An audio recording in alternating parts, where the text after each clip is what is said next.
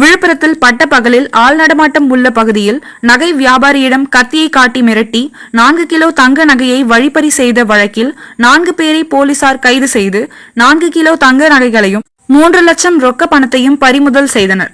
விழுப்புரம் நகர பகுதியான கோட்டை விநாயகர் கோவில் முன்பாக விராட்டிக்குப்பம் பாதையை சார்ந்த நகை தொழில் செய்யும் கொல்லர் ராஜமாணிக்கம் என்பவரிடமிருந்து 4 கிலோ 106 கிராம் நகையை சென்னைக்கு பேக்கில் எடுத்து செல்லும் போது முகமுடி அணிந்த மர்ம நபர்கள் கத்தியை காட்டி மிரட்டி கடந்த 3ஆம் தேதி வழிப்பறி செய்து சென்றனர். இச்சம்பவம் தொடர்பாக ராஜமாணிக்கம் நகர காவல் நிலையத்தில் புகார் அளித்ததின் பேரில் வழக்கு பதிவு செய்து 8 தனிப்படைகள் அமைத்து சிசிடிவி காட்சிகளை ஆய்வு செய்து விசாரணை செய்தனர்.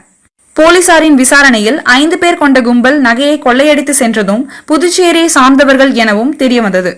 இதனை அடுத்து புதுச்சேரியை சார்ந்த ஆனந்தன், கந்தசாமி, சுப்பிரமணி, சுரேந்தர் ஆகிய 4 பேரையும் கைது செய்த போலீசார் கொள்ளையடித்தவர்களிடமிருந்து 4 கிலோ தங்க நகையையும் 3 லட்சம் ரொக்க பணத்தையும் பறிமுதல் செய்தனர். மேலும் இந்த கொள்ளை வழக்கில் முக்கிய குற்றவாளி தலைமறைவாகி உள்ளதால் அந்த நபரை போலீசார் தேடி வருகின்றனர். கொள்ளையடிக்க பயன்படுத்தப்பட்ட 2 கத்திகள், 3 செல்போன்கள், 2 இருசக்கர வாகனத்தை போலீசார் பறிமுதல் செய்தனர்.